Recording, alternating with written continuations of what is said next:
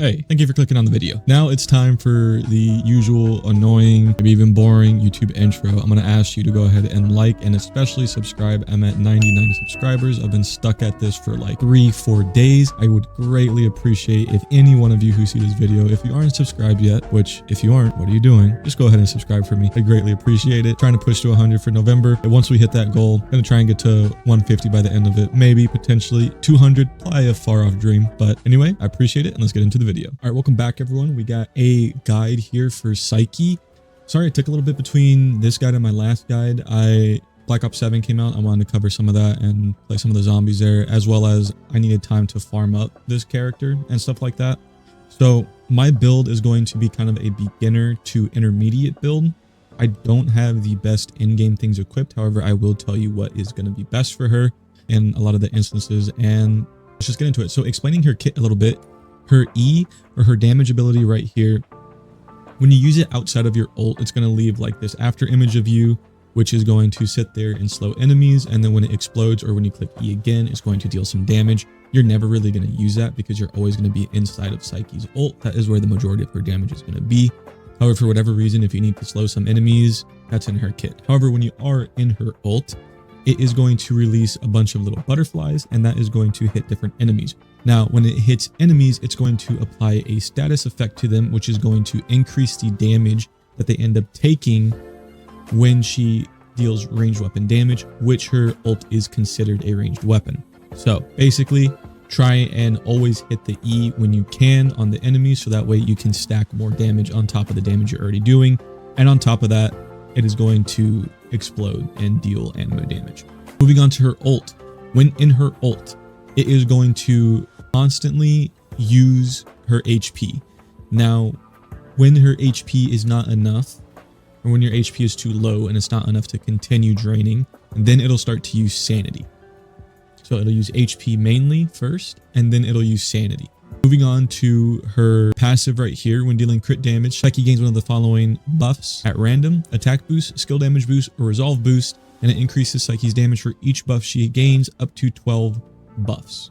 Now that that's covered, moving on to her weapons. Obviously, her best weapon is going to be her signature, which is going to be in the immersive theater as well. It is going to give you plus 5% resolve, and after you use your ult, it is going to increase resolve by 8% and attack speed by 15% for 15 seconds. Each instance of skill damage or range weapon damage extends its duration by 0.2 seconds. So basically, this buff is constantly going to be up. There should be no reason this buff should go down. Moving on to her ranged weapons. Right now, I don't have her best in slot at all. Right now, I just have something that is upping my skill duration. However, you are going to want this one right here, which is going to increase your attack. Reason being is for her in-game build, you're going to have a ton of skill damage buffs, an absolute ton of them. And so that's going to make skill damage weapons a little less useful. However, if you do have a spare skill damage weapon that you can use until you can farm up this character attack one right here, that's going to be great. If you don't have either of them and you want something to use until you get either one, anything with skill duration will be pretty good. Moving on to her Genimon, I have the Battle Pass one right here. This is going to be her best in slot. It's going to increase your resolve for 6% for yourself and allies. And then if your character's HP falls below 25%, it instantly will heal them for 10%. As well as the passive right there, it's going to increase the animo attack, as well as buff the stats provided by certain demon wedges right there. If you don't have that one, a good blue one is going to be the Shroomy right here. It's going to heal self and allies by a percentage of the main character's max HP, as well as the passive right there is going to give a little bit of animo attack and a little bit of max HP. The best purple one, which I don't have, is going to be Mr. Goodnight. That's going to be the best purple one that you can get. Otherwise, your blue option is Shroomy and your purple option is the Animelf right there. Moving on to combat partners. Her best in slot team is going to be Truffle and Filbert, as well as Daphne. They're both going to give considerable buffs, as well as Daphne is going to go ahead and heal you. So that way you make sure and stay within your ult and don't have to get outside of your ult.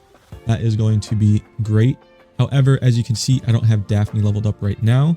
Currently, since I don't have the most optimized build, I am using Truffle and Filbert and I'm using Tibeth. Once I hit the proper demon wedges, Then I would use Truffle and Filbert and Margie. Then I'd move over to Daphne. Because right now I'm trying to build a lot of different characters. I do need to build out Daphne. However, I'm trying to do a lot of things at once and my time is very thin. Just so you know, the best in slot team will be Truffle and Filbert along with Daphne. However, other combat partners, as I just said, which are great, is going to be Tibeth as well as Margie are going to be good second options for you there.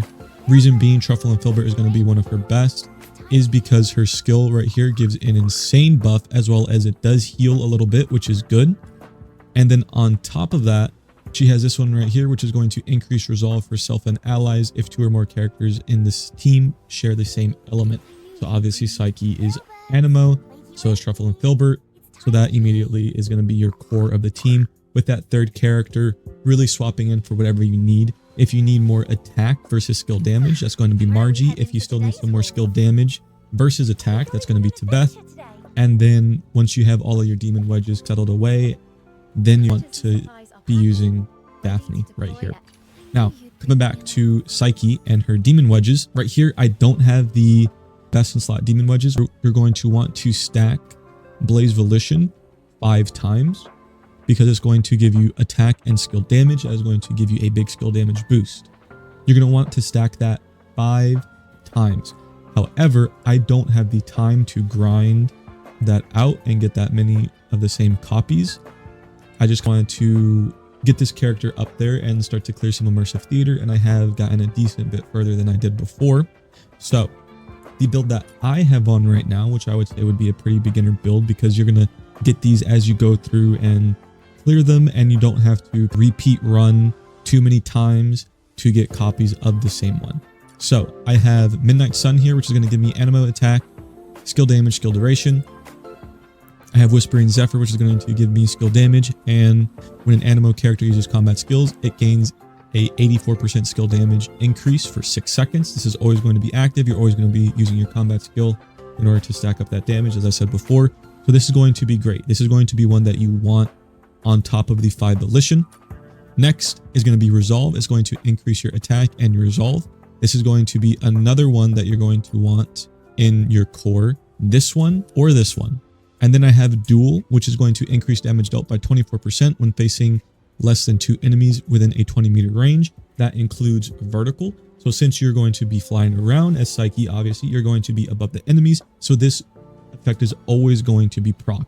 So if you want to know what the best endgame build for her is going to be 5 Blaze Volition. So you could say that'll take up all of this side plus 1 here. So you have 3 slots left.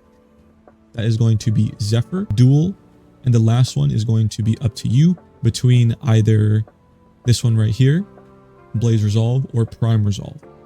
Prime Resolve, I believe, gives you a little more resolve, so that is going to be better, and it also gives you a higher attack percent. So you probably should just go with Prime Resolve. However, if for whatever reason you don't have this one, can't seem to get it, and you just want to throw something on that'll be okay as you farm for that, you have this one right here. But the best will be Prime Resolve. Moving on to the demon wedges for her weapon, nothing here is really going to matter except for this one right here for extra movement. It's going to upgrade the pull-arm charge attack to make you dash forward. That's going to be great right there, as well as attack speed is going to be amazing for that charge as well to get you through things. For your range weapon, nothing here is really going to matter.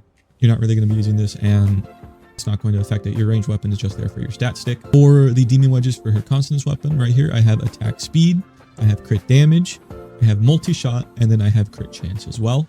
You might be able to... No, I was going to say you might be able to swap an attack speed for trigger probability for the multi-shot, but I don't think you'll need it.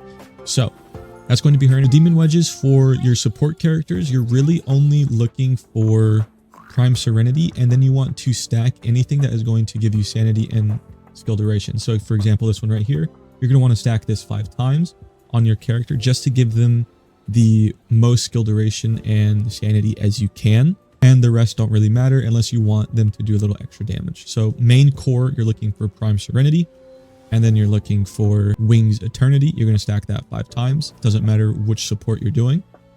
For the combat partner weapons, really the only one that you're looking for is going to be Arclight Apocalypse. It's going to increase skill duration as well as give out one of these random buffs right here. So you can go ahead and put this on anyone. Otherwise, the weapons that you're looking for, again, is just going to be bringing up that skill duration. So anything that is going to increase your skill duration, such as this shotgun right here or this assault rifle, which both of these you get either one base at the beginning of the game, and then you get the other one for free as well later on. So either of those are going to be great.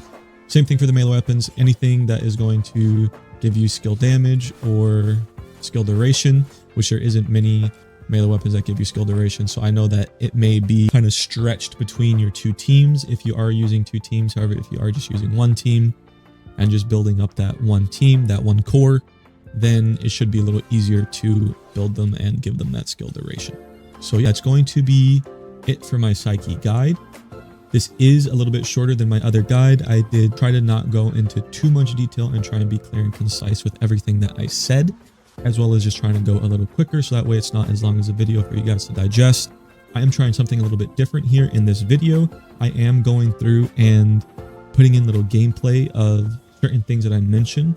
When I mention it, let me know if you like that little addition, as well as if you made it here to the end of the video, let me know what you think about this thumbnail versus my other style of thumbnail for the character guides, which was the character within their ult, as well as the text and stuff. And just let me know what you think of the video overall. Let me know if there's any corrections that you have. Maybe I have the build wrong. Maybe you have a better build. Maybe you have a better demon wedge somewhere. Maybe you don't agree with my combat partners or best in slots and things like that.